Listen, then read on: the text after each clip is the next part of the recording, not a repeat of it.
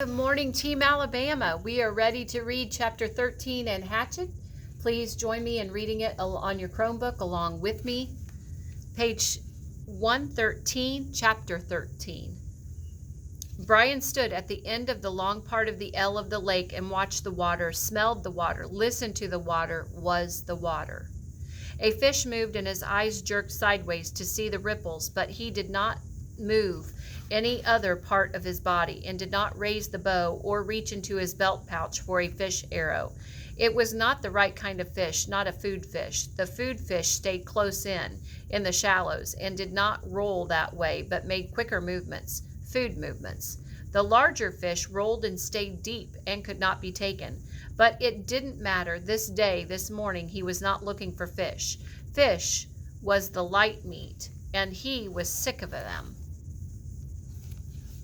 He was looking for one of the foolish birds, he called them, the fool birds. And there was a flock that lived near the end of the long part of the lake. But something he did not understand had stopped him, and he stood, breathing gently through his mouth to keep silent, letting his eyes and his ears go out and do the work for him. It had happened before this way. Something had come into him from outside to warn him, and he had stopped. Once it had been a bear again. He had been taking the last of the raspberries, and something came inside and stopped him, and when he looked where his ears said to look, there was a female bear with cubs. Had he taken 2 more steps, he would have come between the mother and her cubs, and that was a bad place to be. As it was, the mother had stood and faced him and made a low sound in her throat to threaten and warn him. He paid attention to the feeling now, and he stood and waited patiently, knowing that he was right and that something would come. Turn, smell, listen, feel, and then a sound, a small sound, and he looked up and away from the lake and saw the wolf. It was halfway up the hill from the lake, standing with its head and shoulders sticking out into a small opening, looking down at him with yellow eyes. He had never seen a wolf, and the size threw him, not as big as a bear, but somehow seeming that large.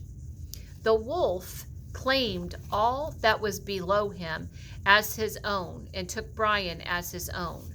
Brian looked back and for a moment felt afraid because the wolf was so right. He knew Brian, knew him and owned him, and chose not to do anything to him. But the fear moved then and moved away, and Brian knew that wolf for what it was. Another part of the woods, another part of all of it. Brian relaxed the tension on the spear in his hand and settled the bow in his other hand from where it had started to come up. He knew the wolf now, and as the wolf knew him, and he nodded to it and nodded and smiled. The wolf watched him for another time, another part of his life, and then it turned and walked effortlessly up the hill as it came out of the brush, it was followed by 3 other wolves, all equally large and gray and beautiful, all looking down on him as they trotted past and away, and Brian nodded to each of them. He was not the same now. The Brian that stood and watched the wolves moved away and nodded to them was completely changed. Time had come, and time that he measured but didn't care about. Time had come into his life and moved out and left him different. In measured time, 47 days had passed since the crash. 42 days, he thought, since he had died and been born as the new Brian.